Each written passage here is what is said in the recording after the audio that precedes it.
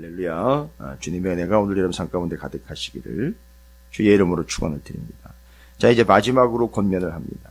교회 안에 가만히 마치 가면을 쓰고 있다가 가면을 벗고 물 위로 드러나는 것처럼 그렇게 드러난 이단 사상을 가지고 있는 자들, 모르는 바 아닌 그들이 어떻게 그럴 수 있을까라고 여겨질 만큼의 거짓된 가르침과 진리가 아닌 것에 미혹되고 현혹되어서 그들을 그렇게 무너지게 하고 망가지게 하는 바로 그 이단들의 사상을 가지고 교회 안에서 불쑥불쑥 일어나고 있는 바로 그들, 그 모든 근원은 바로 교만이다라는 걸 말씀을 드렸습니다.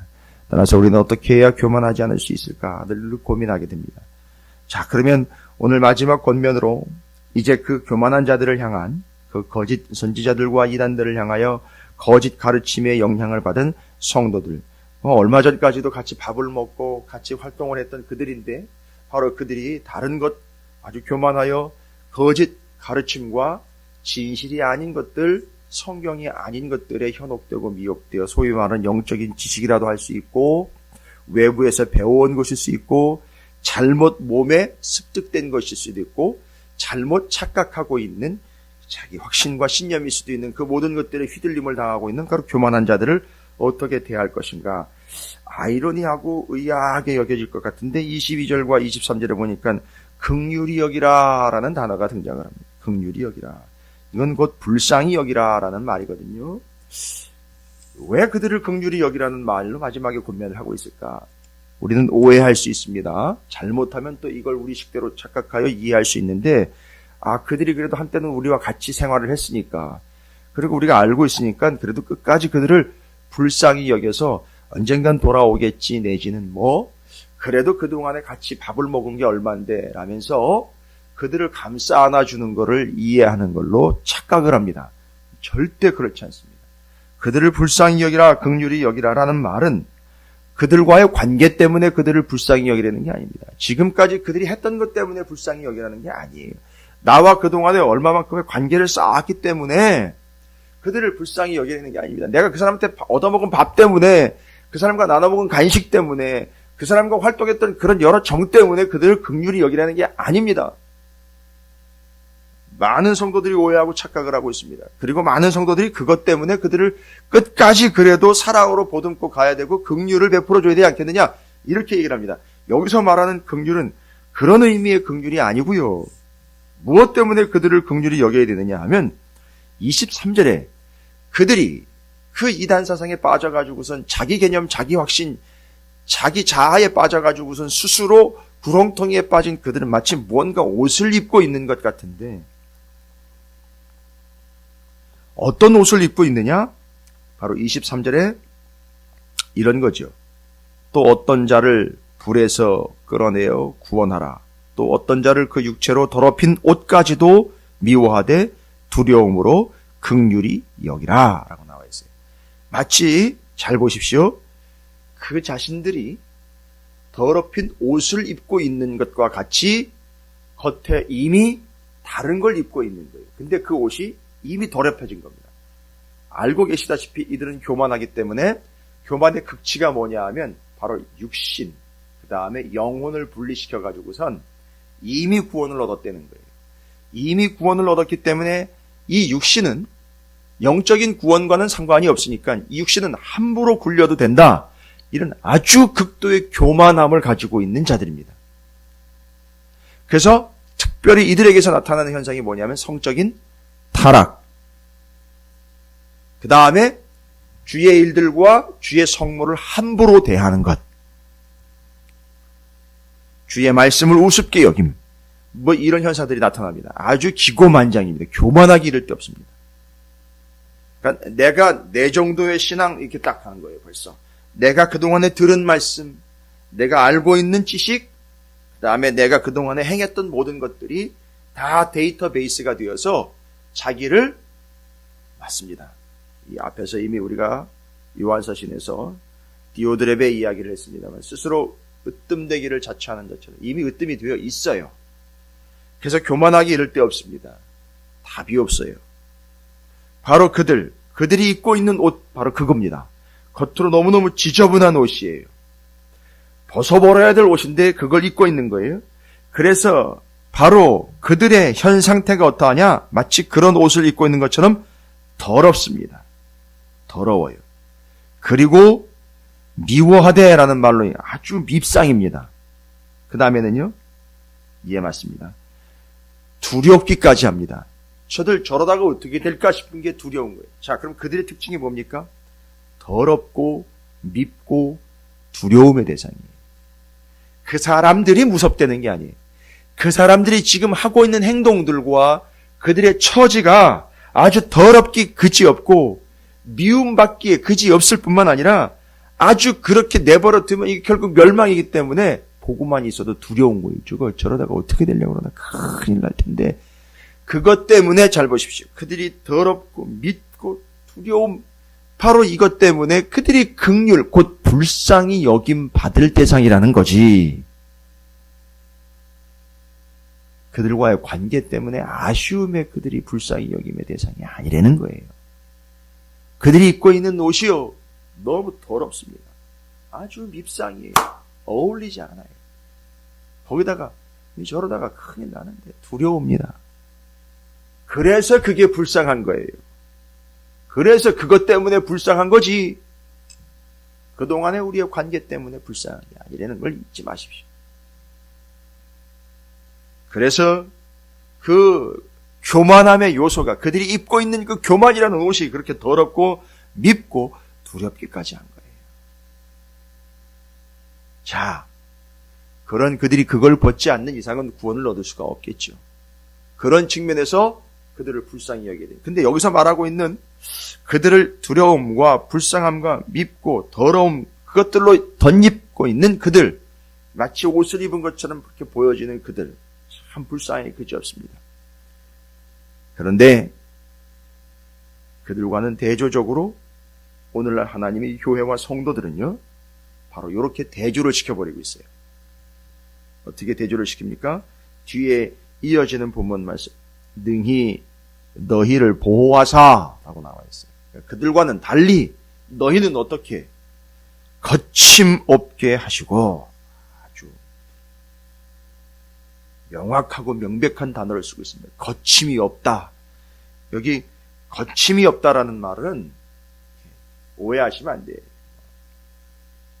화통하다, 뻥뻥 뚫려있다 이런 얘기가 아니고요. 거침이 없다라는 말은 걸려 넘어지지 않는다 이런 얘기예요. 그러면 어디에 걸려 넘어지지 않습니까? 바로 그 밉상인 그들, 더러운 그들, 두려움의 대상인 그들에게 걸려 넘어지지 않는다는 거예요. 그들에게 휘둘리지 않는다는 겁니다. 그들에게 한 가지로 함께 짝짝꿍이 돼가지고 그렇게 지옥의 길, 멸망의 길로 가지 않는다는 거예요. 그래서 걸려 넘어지지 않고 곧 더럽고 밉고 정말 두려움의 대상인 옷을 입고 있는 그들과는 달리 어떻게 한다고요? 교회와 성도를 흠이 없게 하신다라고 나와 있어요. 이거 두 가지 기억하십시오.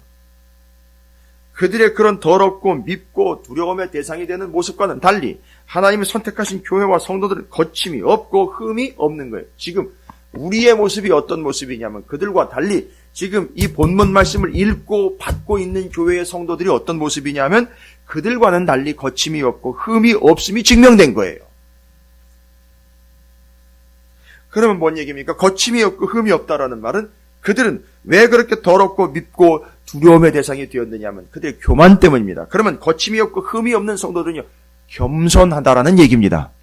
그럼 어떻게 해서 이런 겸손은 얻어지게 되는 걸까요? 아주 정답을 명확하게 일러주고 있습니다. 끝까지 우리를 거침이 없고 흠이 없어 구원함의 대상이 되도록 하기 위한 교회와 성도들을 향한 유다의 가르침과 명확한 지적입니다. 이걸 어떻게 거침이 없고 흠이 없게 하신 것일까? 그래서 24절 능히 너희를 보호하사 거침이 없게 하시고 너희를 그 영광 앞에 흠이 없이 기쁨으로 서게 하실 이건 뭡니까? 어디서 온 겁니까? 이 거침이 없고 흠이 없는 건 바로 거침이 없게 되고 흠이 없게 되는 게 아니라 거침이 없고 흠이 없게 하실 이라고 나와 있어요. 그건 우리가 자연스럽게 되는 게 아니라 그렇게 해주신 분이 계시기 때문에 그렇습니다. 바로 25절 곧 우리 구주 홀로 하나이신 하나님께 우리 주 예수 그리스도로 말미암아라고 나와 있어요. 근데 이게 어떻게 돼야 됩니까? 그들 이단들과 사단의 앞잡이 노릇을 앓고 있고 더럽고 밉고 두려움의 옷을 입고 결국 멸망의 길로 가고 있는 그들과는 달리 거침이 없고 흠이 없는 이들은요 예수 그리스도로 말미암은 거예요. 근데 어떻게 예수 그리스도로 말미암았느냐? 바로 예수님의 영광과 위엄과 권력과 권세. 이거 기억하십시오. 예수님의 영광과 위엄과 권력과 권세. 각각 4개의 다른 단어이지만 내용은 같습니다. 영광과 위엄과 권력과 권세. 여러분 뭡니까? 영광과 위엄과 권력과 권세. 예수 그리스도로 인하여 우리가 거침이 없고 흠이 없게 되었습니다. 그런데 그 예수 그리스도의 무엇 때문입니까? 그분의 영광과 위엄과 권력과 권세. 영광, 위엄, 권력, 권세는 다 뭡니까? 주님이 최고라는 거예요. 거기로부터 왔다는 겁니다. 우리의 거침없음과 우리의 흠이 없음은 우리에게서 온 게 아니라 예수 그리스도로 말미암아 왔는데 예수 그리스도의 영광과 위엄과 권세와 권력으로부터 왔다는 거예요. 예수 그리스도의 그 파워로부터 왔다는 겁니다. 예수 그리스도의 그 높으심으로부터 왔다는 거예요. 예수님의 권위로부터 왔다는 겁니다. 그러면 어떻게 하면 됩니까? 우리가 바로 예수 그리스도를 가장 권위 있는 분, 가장 최고의 분, 가장 높으신 분으로 인정할 때 우리가 거침이 없고 흠이 없다는 얘기가 되는 거예요. 교회는 그렇게 살아남는 겁니다.